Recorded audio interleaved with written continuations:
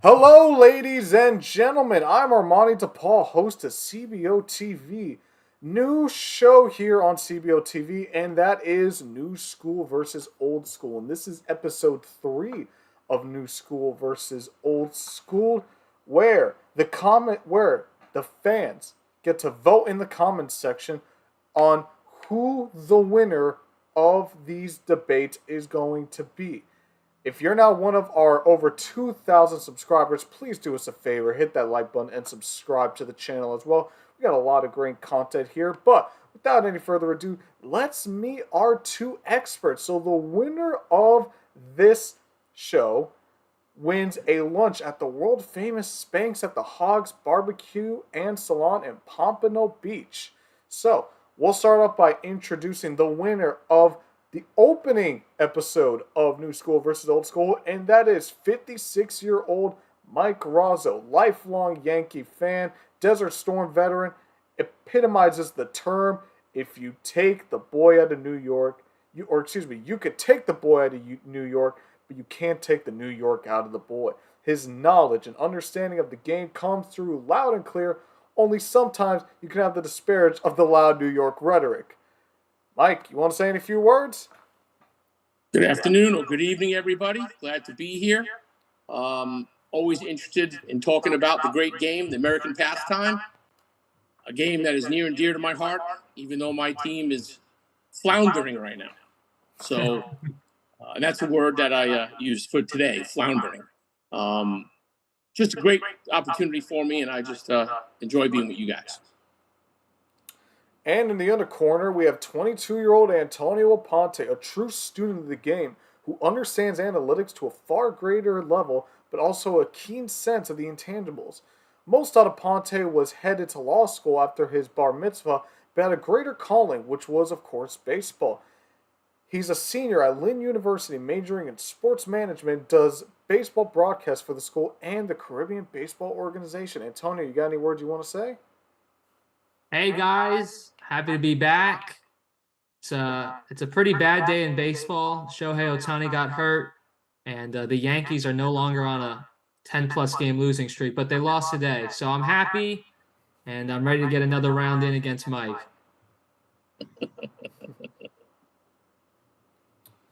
All right, so let's go through the rules one more time. Each contestant has 60 seconds to answer the question.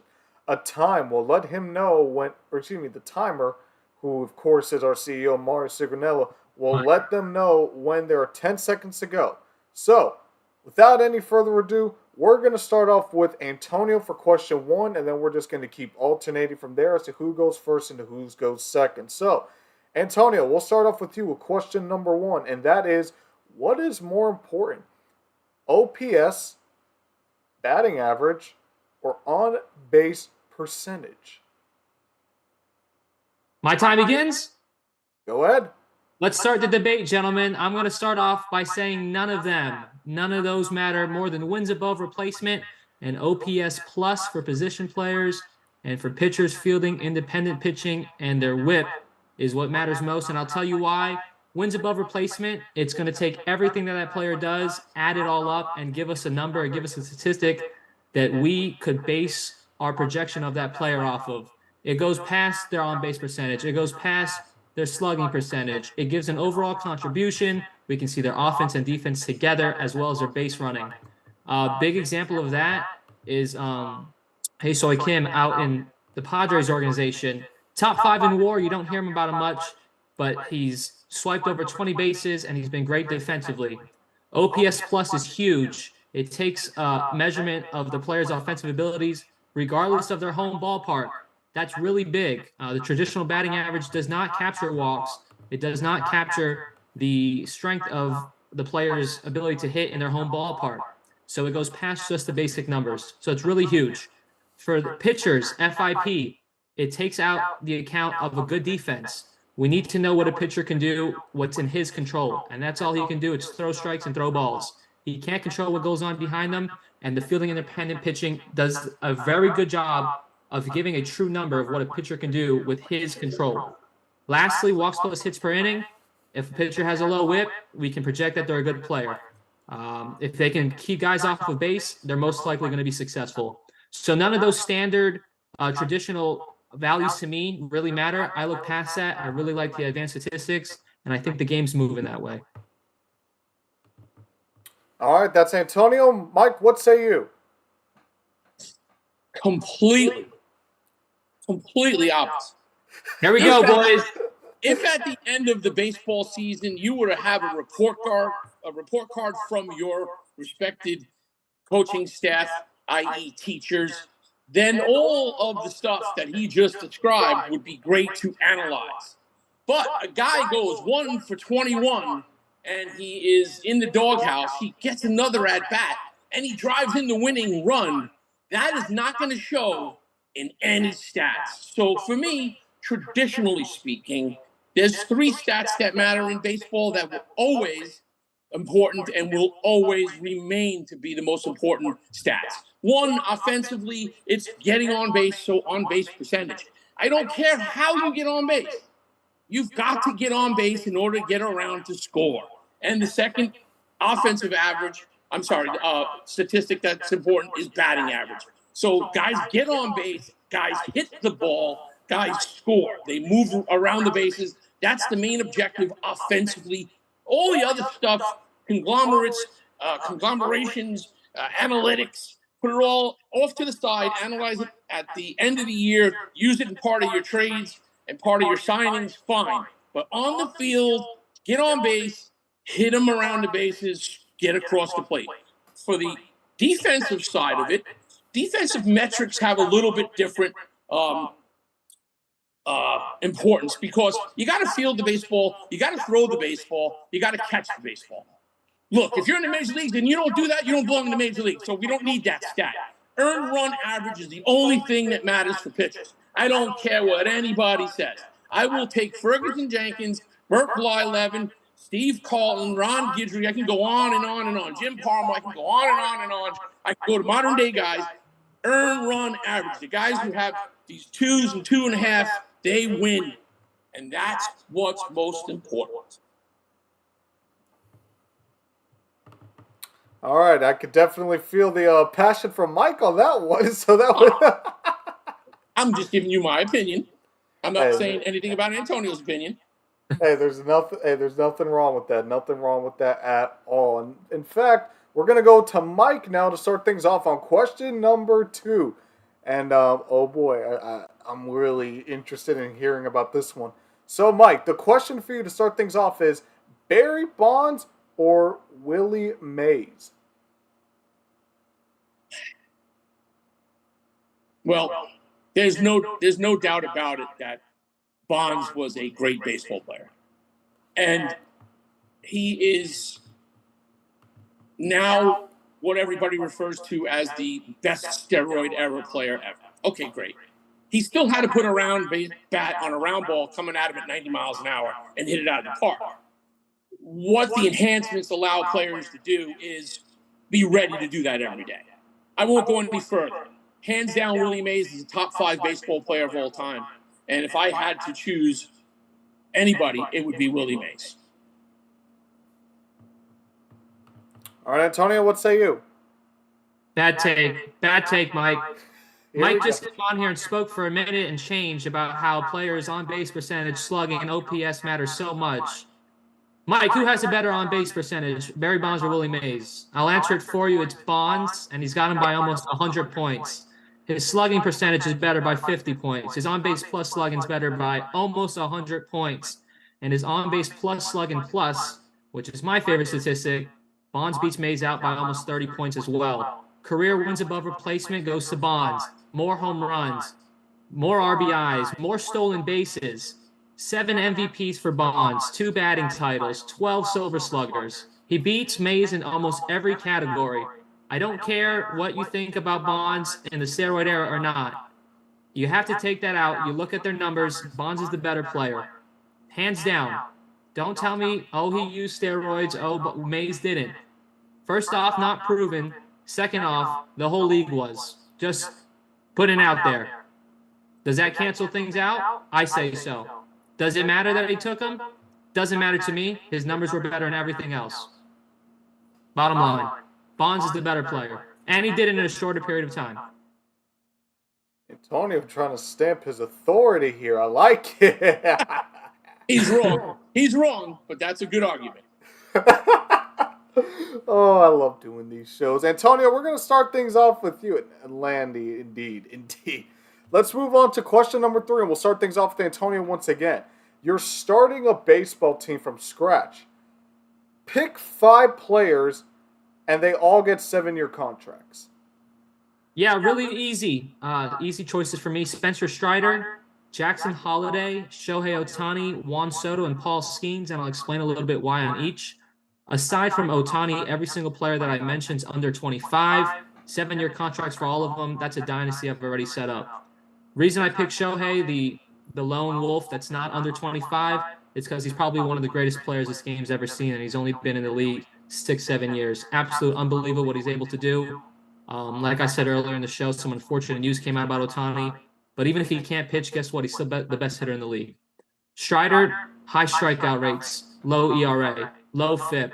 He's dominating. He's dominating the NL East. He's dominated the National League in general, which is not easy to do. Holliday is 19 years old. Kid's already hitting 400 in the minor leagues, and he's going through the system faster than anyone I've seen since Chris Sale. Juan Soto is already a World Series champion. Excellent at the plate. Great walk rate, gets on base, scores runs, hits for power. He's having an off season, and his WAR is still in top 5 in the league. Unbelievable stuff. And then lastly, Paul Skeens, one of the most incredible postseason runs in College World Series I've ever seen. Guy is a freaking dude. He's going to be a stud in the bigs, and there's not much to say about a guy that can throw 101 at his age. Just commands the zone. He's going to be a stud in the big leagues for years to come. I don't think there's 5 better players right now that you can take, give them 7-year contracts, and build a team around. All right, Mike, who are your 5? So I'm going with guys that are currently major leaguers because the question was really vague and left a lot of room for what you can do. He took a guy who's not in the bigs and he's going to give him a 7-year contract. No doubt Holliday's a good ball player. He's going to be a good ball player. But let's see what he does when he sees Major League curveballs on a regular basis. Here's the thing. Guys in the bigs right now, I'm taking 5, and none of them are pitchers. First, I'm taking the kid Witt, because the kid Witt is probably the most dynamic player in the American League. I agree. Then I'm going with this kid that just tore up the Yankees and was part of the Washington Herschel Walkers. Oh, I'm sorry, the Washington Nationals. You guys might not understand what that means, Herschel Walker. C.J. Abrams, dynamic shortstop. He's going to have an unbelievable career. He's 6'4". He reminds me a lot of Derek Jeter with the way he carries himself and the way he slaps the baseball. Then I got the kid behind the plate in Baltimore, and if anybody argues that he's not really going to be a great ball player, unless he gets injured, Rushman's probably, hopefully for his sake, going to be a perennial all-star, possibly Hall of Famer. His teammate is under the radar right now. I forget his first name, but his last name is Gunderson. And this kid is a live wire, and he's also another middle infielder that's just going to be phenomenal. And lastly, perhaps the guy that I know the best because I coached him, and now he was hitting in front of Shohei Ohtani and went from the draft to 3 games in AA to hitting in front of Shohei Ohtani. I think it could be the quickest from the minors ever to the majors for an American-born player is Nolan Shanuel, who's a left-handed first baseman for the California Angels. I'm dating myself. The Anaheim Angels right now. And those are my 5 because they're all young and they all have a lot in common and they all do one thing and play it, and that is play the game hard and aggressively. And I like the way they look. And none of them are Yankees.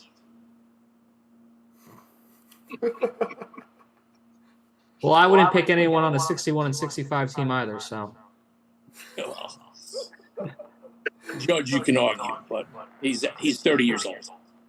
Wouldn't give a 7-year contract to Judge either with the injuries.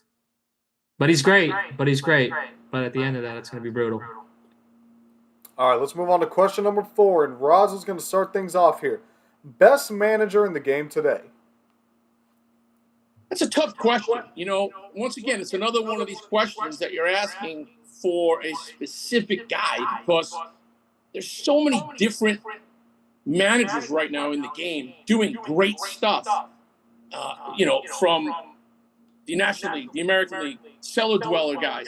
But if you want to take a guy who's really overachieved and has paid his dues and has coached a bunch of young guys with a sprinkle of veterans in the lineup over the years, and he was in the cellar for 4, 5, maybe even 6 years in a row, got dominated in the AL East year after year after year. Now they're in first place, and now they look like the team to beat.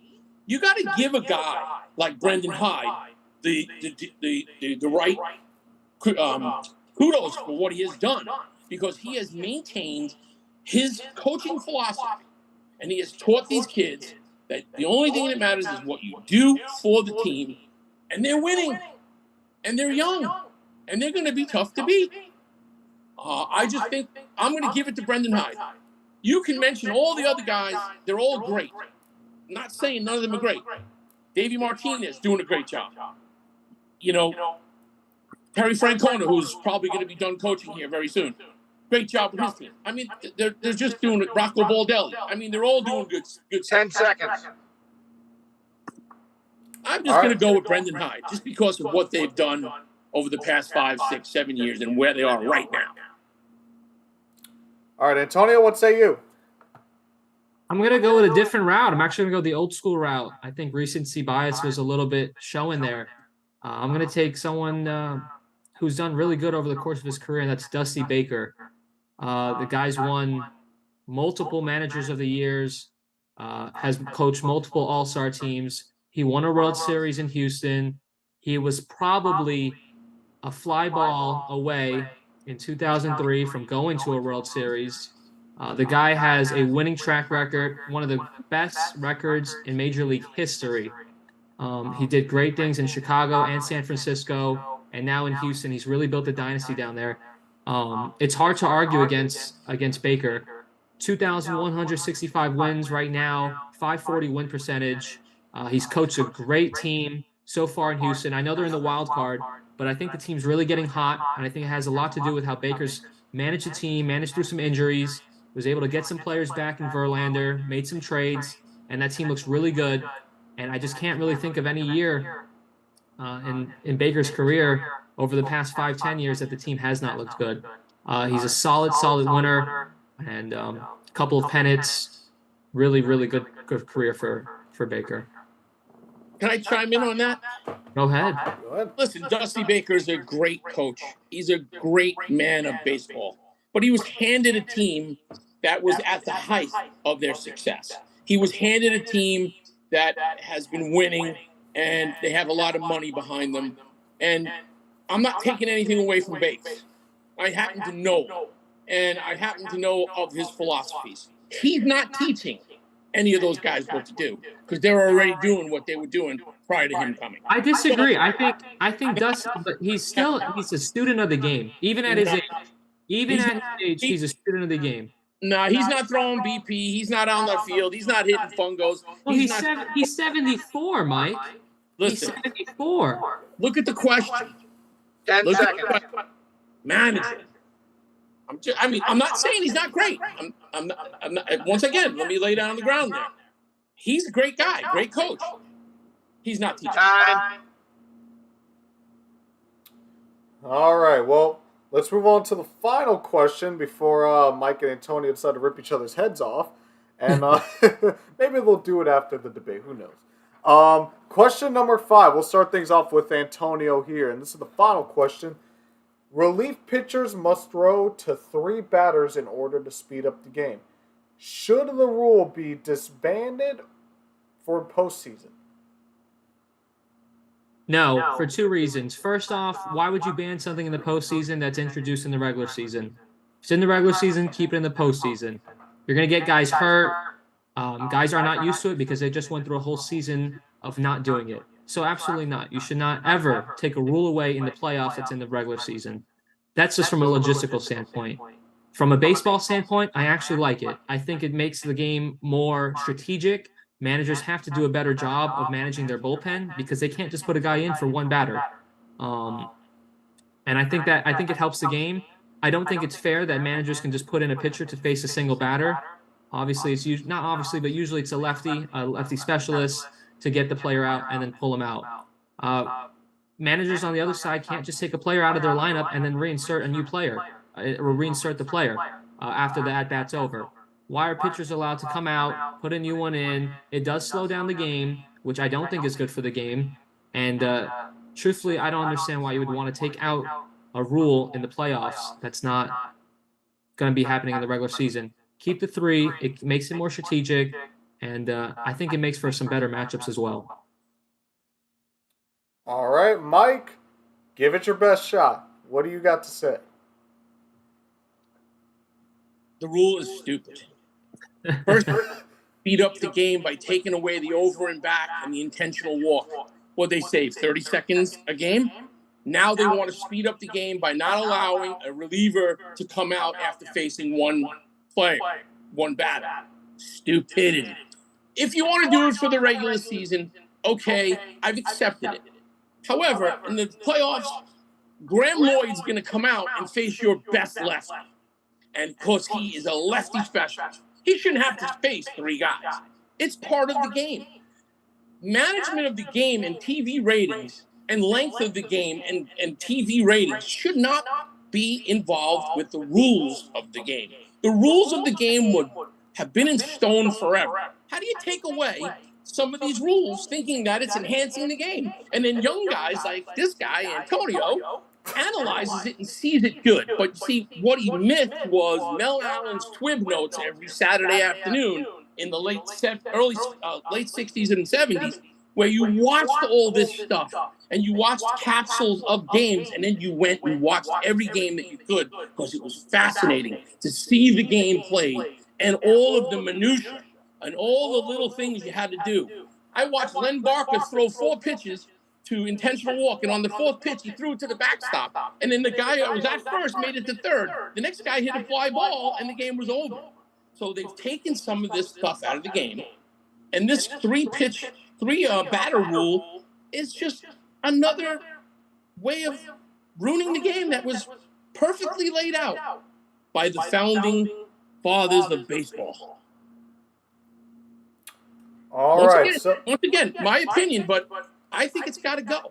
I really do. I think the clock's got to go too. It's terrible. Who cares? It's a baseball game. If they play 20 hours, who cares? Disagree. Let's do question number 6. Best thing. The pitching clock. We'll do question number 6, Armani. Here's question number 6. No way, Mike. No way. Can't throw that in there. The pitching clock has been great for the game. Absolutely the best thing that the commissioner has put into this game. Probably his only positive that I can give him from recent memory. Absolutely, by far the best thing that they have introduced. The clock has, in my opinion, saved the game of baseball. It has cut out so much useless time. It has made games so much more enjoyable. I have gone to more games this year alone than I've gone in my whole life because I can sit there and not be drenched in sweat at the end of the game and feel like I got a great, fast-paced, fun product. The game is saved with the clock. I think the rules that they're adding to speed up the game are great, and that's why even the pitch rules is awesome. It's awesome for the game. It makes it harder for the players. It's more strategic. I think it's a great. I think they're really doing great things with the rule changes. I have to agree. I have to be honest. Pitch clock's excellent. In the World Series, it's the bottom of the 9th. It's Game 7. Yep. The bases are loaded. Yep. And you're going to tell a pitcher it's a full count, and he lets the clock expire. You're going to walk in the game-winning run. Gladly. It's Gladly. And if you ask traditional baseball people and you ask traditional managers and coaches, and I know a lot of Major League Baseball players, they all hate it. They have to deal with it because it's the modern thinking. But the modern thinking is not doing anything for the game. It really is not. It's bringing the game a lot more money, and it's saving it. That's what it's doing. It's because we have impatient people that don't understand the game. When you come out and throw 600 pitches a day and hit 30, 40 buckets of fungos and go over infield, outfield defense and all that stuff on a daily basis with me, then you can see my point of view. It's a traditional game, and it always will be. They're ruining it.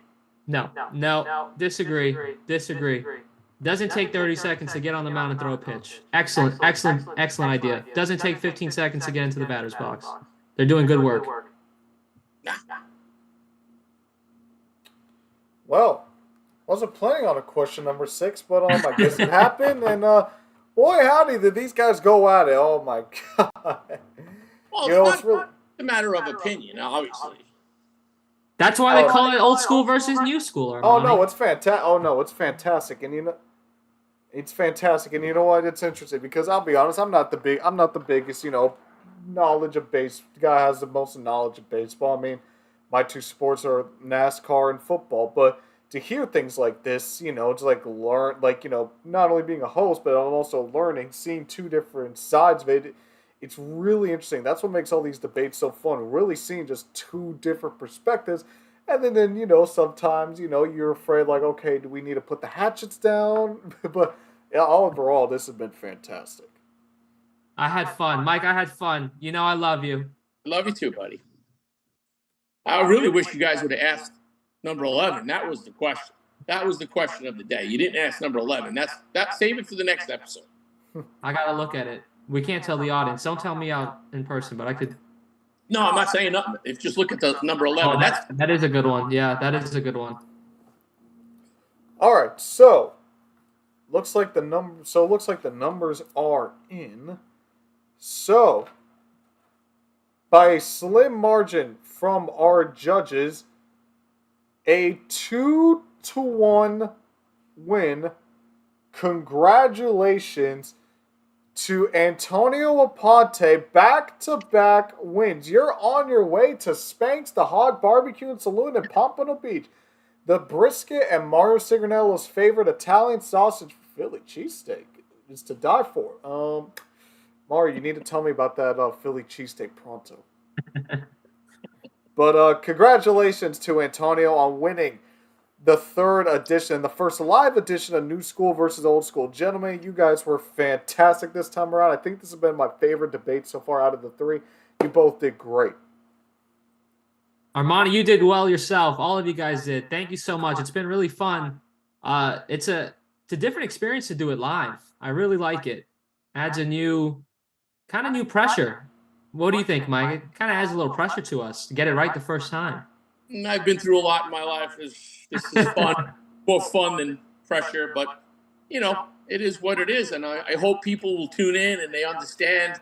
They might even learn something by listening. So, because baseball sometimes people shy away from it because it's a complicated game. It's a game of failure. So, they don't want to be bothered with it. And that's what's the problem with today is that nobody wants to put the effort in. They just think they can go out there and hit a home run and throw a no-hitter. It just doesn't happen. And the younger generations right now are just, I don't know, it's a challenge, but I keep doing it. I've been doing it for a long, long time, and I don't know if I ever will, because if I ever stop, I don't know what I'm going to do with myself. I can't hang out with Mario Signorello every day. All right, fellas. Well, that's going to do it. If you like our show, remember to subscribe, and we will see you next week. Obviously, leave a like, all that good stuff. Thank you guys so much for tuning in. As always, I'm Armani DePaul from CBO TV. Thank you guys so much, and we will see you in the next one. Bye, guys.